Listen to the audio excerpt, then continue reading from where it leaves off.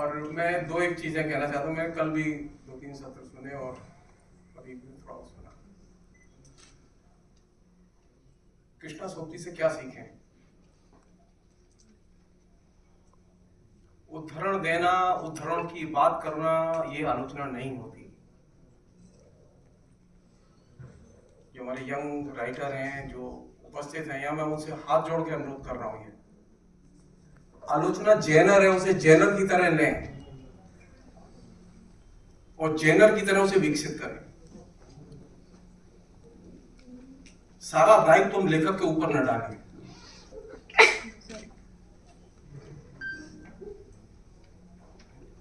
दूसरी एक चीज जो सीखने की है, जो बहुत जरूरी है,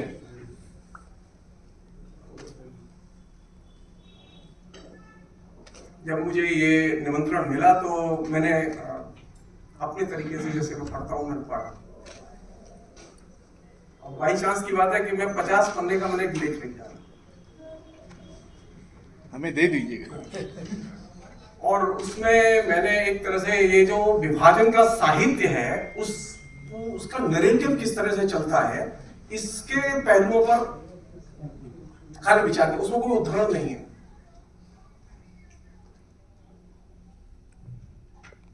और चक्कर में कृष्णा जी को भी मुझे नए सिरे से पढ़ना पड़ा। मैंने 96 के बाद में पहली बार उनको पूरा पढ़ा। अब बोलना तो 10 मिनट, वो 10 मिनट ही बोलूंगा मैं, ये पक्का है। कॉन्सेप्ट में सोचने की आदत। कृष्णा सोपती अकेली हिंदी की ऐसी लेखिकाएं और लेखक हैं, जितने भी लेखक हैं, मैं बहुत साफ कहना चाहता हूं, ये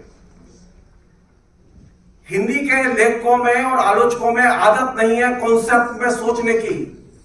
कृष्णा सोपती से जो चीज दूसरी सीखनी चाहिए वो एक, हम अवधारणाओं में सोचें। कल भी पर्चे पढ़े गए, आज भी बहुत सारी बातें हुई हैं। कॉन्सेप्ट सामने नहीं आता। कॉन्सेप्ट सामने नहीं आएगा तो आप ये तय मानिए, आप चीजों को पहचान नहीं सकते ठीक से। इनका नाम अगर श्याम है तो मैं जब तक इन्हें श्याम के नाम से नहीं बुलाऊंगा, ये समझेंगे नहीं कि मुझे बुलाया गया है। हमारे जो राइटर हैं वो ज्यादातर बिना कॉन्सेप्ट के सोचते हैं, तो वो कभी चिन्हित हो ही नहीं पाता कि आखिर वो संबोधित किसे कर रहे हैं, वो बुला किसे रहे। दूसरी एक चीज जो कि छोड़ने की है कृष्णा सोपती के दृष्टिकोण से, वो ये कि स्वाधीनता आंदोलन को लेकर उनकी समझ बहुत कमजोर है।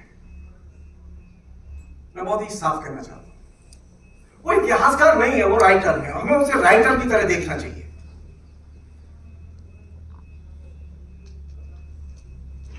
वो स्वाधीनता आंदोलन के राजनीतिक इतिहास की इतिहासवेत्ता नहीं है। और जहां वो इतिहास में दाखिल होती है वो उनका कमजोर पक्ष है। उनके कई इंटरव्यू में ये चीज है। लेकिन एक चीज बड़ी शानदार है, पता नहीं, मैं सोच रहा था कल भी सुनना था, आज भी सुनना था, तो ये चीज आए। आपने कभी सोचा कि एक लेखक लगातार विभाजन पर क्यों लिख रहा है? विभाजन हुआ, उस विभाजन पर नई कहानी का आंदोलन, महान आंदोलन। आप सोचिए यहां से कि नई कहानी के आंदोलन के लेखकों ने विभाजन पर कहानियां नहीं लिखी।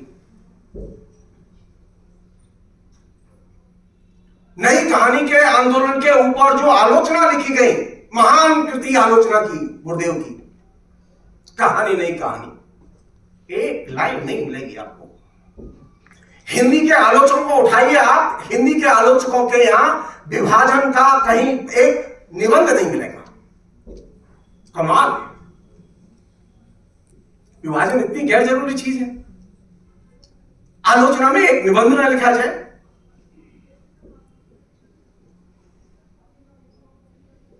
पंद्रह अगस्त 1947 को हम आजाद हुआ और उसके एक महीने बाद इलाहाबाद में प्रगतिशील लेखक संघ का सम्मेलन हुआ। उस सम्मेलन में हिंदी उर्दू के सभी महान लेखक उपस्थित थे। उस उसमें 22 प्रस्ताव पास किए गए और एक भी प्रस्ताव भारत विभाजन के खिलाफ नहीं था। इतनी महान ट्रेजेडी घटी जिसमें लाखों लोग मर गए, कहीं उसका जिक्र नहीं था। मैं जब रिसर्च कर रहा था जेएनयू में, तो ये मेरे दिमाग में चीज आई, तो मैं गुरुदेव के पास गया, तो वो एकमात्र चश्मदीद गवाह थे, उन्होंने वो सम्मेलन अटेंड किया था नामवर जी ने। मैंने उनसे पूछा कि ये क्या वजह है कि ये गायब है और ये लाइन मिली, ये प्रस्ताव है। सुधीर प्रधान की पुस्तक है जिसमें कि वो सारे 22 प्रस्ताव उपलब्ध थे, और पीसी जोशी की जो आर्काइव है जेएनयू में, उसमें ओरिजिनल सारे डॉक्यूमेंट्स थे जो हमने देखे। तो नामवर जी ने बहुत मजेदार बात बताई। उन्होंने कहा कि जिस दिन सम्मेलन होना था शुरू, उसकी रात को इलाहाबाद में छुरेबाजी की घटना हो गई, और छुरेबाजी की घटना में 2 लोगों को चाकू लगा। उसकी वजह से वो एक लाइन प्रस्ताव में शामिल कर ली गई कि ये घटना हुई। अब आप सोचिए, हिंदी के सभी प्रगतिशील लेखक आप लिस्ट उठा के देखेंगे ना, तो आपका सिर भरना जाएगा। क्या विमर्श चल रहा है हमारे बीच में? आलोचना बिल्कुल निर्मम तरीके से होनी चाहिए। मैं बहुत सारी चीजें पसंद नहीं करता सोफी की, लेकिन एक चीज तो मैं पसंद करता हूं कि मैं कम से कम साहित्य के, कला के क्षेत्र में जो काम करना चाहिए पब्लिक डोमेन में, वो करते हैं। मैं चाहे उनके दृष्टिकोण को मानूं या ना मानूं, ये सवाल नहीं पूछा जाना चाहिए। जो हिंदी के महान प्रतिष्ठित आलोचक हैं, उन सबसे, रामविलास शर्मा, नामवर सिंह, मुक्तिबोध, तमाम लोगों से विभाजन पर हम चर्चा कर रहे हैं, और विभाजन जब हो रहा है और वो जिंदा है और वो लिख रहे हैं, तो विभाजन उनके दाखिल नहीं होता। ये चिंता की चीज है। ये आलोचना में विभाजन क्यों नहीं आया?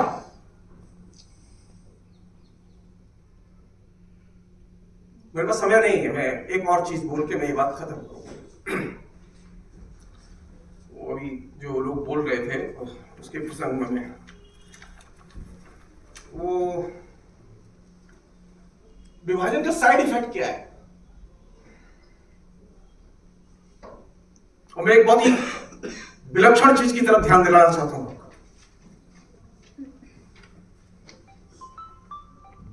विभाजन का साइड इफेक्ट ये नहीं है वायलेंस, वो तो एक उसका बाई प्रोडक्ट है। विभाजन का साइड इफेक्ट था एलिनेशन,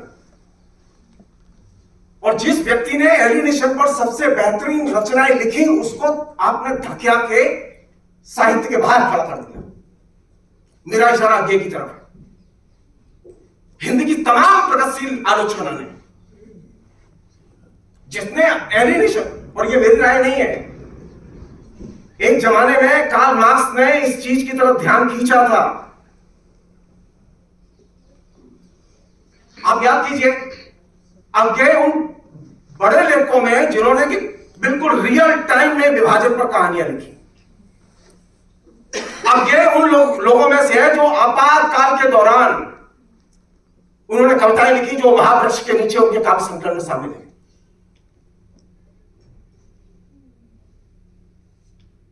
आगे इतना बड़ा लेखक जो कि एलिनेशन पर बहुत शानदार उपन्यास लिखता है, आप उठा के देखिए, एलिनेशन पर हिंदी की आलोचना में आपको कितने निबंध मिलते हैं। पूजा अर्चना बहुत है हमारे यहाँ, मैं नहीं चाहता, मैं इनकी कृपा से मैं यहां आ गया हूं। मुझे मैं तो हिंदी की रोटी खाता हूं, ये सच, लेकिन मुझे बहुत तकलीफ है। एक अन्य चीज और जरूरी चीज, विभाजन के साथ में एक और चीज घटी थी। आप याद कीजिए, आप में से किसी को भी इसका स्मरण नहीं होगा। 46 से लेकर 48 के बीच में तेलंगाना का विद्रोह हुआ था किसानों का, जिसमें के भयानक दमन हुआ। 50,000 से अधिक किसान जेल में डाल दिए गए, उन पर असंख्य केस लगाए गए।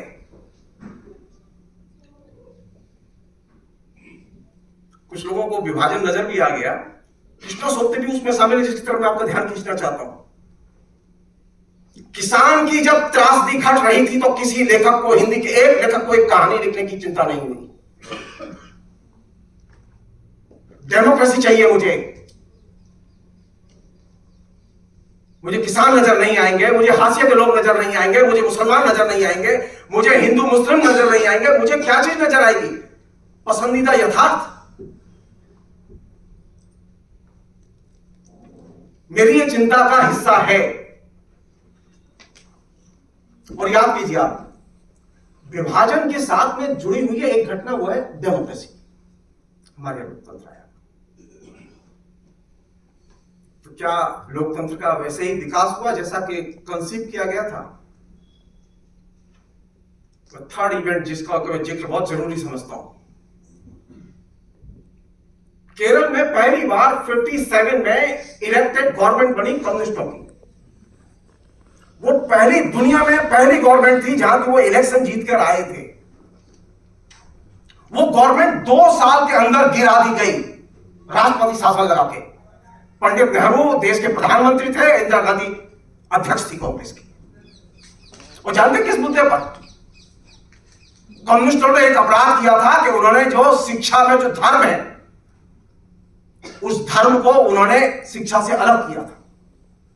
ईसाइयत का, ईसाई संप्रदाय के लोगों का शिक्षा के साथ में बहुत गहरा संबंध था, उसको डीलिंग किया था उन्होंने। और इसी पर वहां पर मुक्ति युद्ध आंदोलन शुरू किया गया और सरकार के खिलाफ में राष्ट्रपति शासन लगाया गया, उस सरकार को गिरा दिया गया। किस चंगुल में फंसे आप आज शिक्षा के संस्थानों के हर चेयर पर धर्म बैठा हुआ है।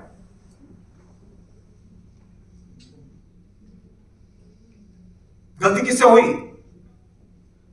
पंडित नेहरू से, किसी और से नहीं। अब आप उठा के देखिए, मेरे कहने से केरल की जो एक घटना जिसका मैं आपसे जिक्र कर रहा हूं, इसका आपको हिंदी की आलोचना में कहीं उल्लेख तक नहीं मिलेगा। मैं किताब का कीड़ा हूं, मैं बहुत पढ़ता हूं, मेरे पढ़ने के अलावा कोई और काम नहीं है मेरे पास। डेमोक्रेसी के लिए कौन सी चीज जरूरी है और विभाजन से बचने के लिए कौन सी चीज जरूरी है? सिर्फ एक चीज जिसका कि कृष्णा सोप्ती जी जिक्र करती है, बहुत ही शानदार लिखा है उन्होंने और बहुत शानदार इंटरव्यू उनके। मैं उनके डिटेल्स में नहीं जाना चाहता। हिंदी की पहली एकमात्र कंप्लीट पॉलिटिकल राइटर है वो।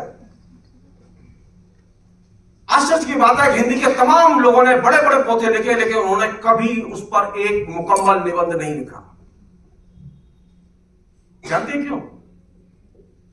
एक तो वो औरत है और मुझे ऐसी चमकती हुई औरत पसंद नहीं, और दूसरा ये कि वो एक ऐसे विषय पर लिख रही है जिस विषय पर मैंने कभी स्टैंड नहीं लिया। कल कुछ लोगों ने जो बात कही थी, मैं विनम्रता से कहना चाहता हूं कि कृष्णा सोप्ती को आप फेमिनिस्ट मत बनाइए। कारण क्या है कि जो महान फेमिनिस्ट है फ्रेंच की, मैं बहुत पहले लिख चुका हूं, मैं उल्लेख नहीं करना चाहता है और मैं कभी किसी से कहता नहीं मेरी किताब पढ़ना जाके। आज फ्रेंच की सभी जितनी भी फेमिनिस्ट है वे कहती है कि हमें जेंडर को सेंटर में नहीं रखना है, हमें मनुष्य को केंद्र में रखना है। एडवर्ड सईद ने कहा था कि जब हम आइडेंटिटी पर बात करते हैं तो हमें यह देखना चाहिए कि हम जाना कहां चाहते हैं। हम आइडेंटिटी से अगर आइडेंटिटी की ओर लौटेंगे तो आप तय मानिए आप उसी रसातल में जाएंगे जिसमें आज हैं। अगर आइडेंटिटी से आप मनुष्य की तरफ जाएंगे तो आपके लिए रास्ता खुला है विकास का। और वो पहले लेख का है जो कि ये कहती है कि मुझे रचना के केंद्र में किसे रखना है? मनुष्य को। और किसे रखना है? मानवीय आस्था को।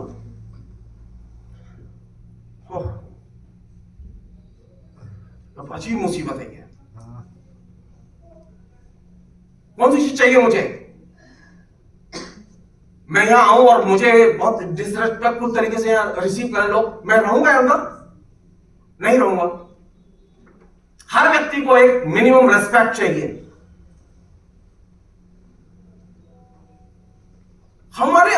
भयानक अहंकार टूट के भरा हुआ है, मैं प्रोफेसर हूं, ये महान आईएएस ऑफिसर है, ये बहुत बड़े जो है लेखक हैं, और ये तो रोज अखबार में छपते हैं और हम चौड़े घूमते हैं।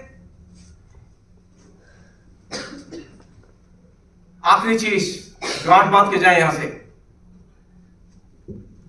कृष्णा सोप्ती कहती है और लिखा है उन्होंने कई इंटरव्यू में, कहा है मैं लेखक नागरिक हूं।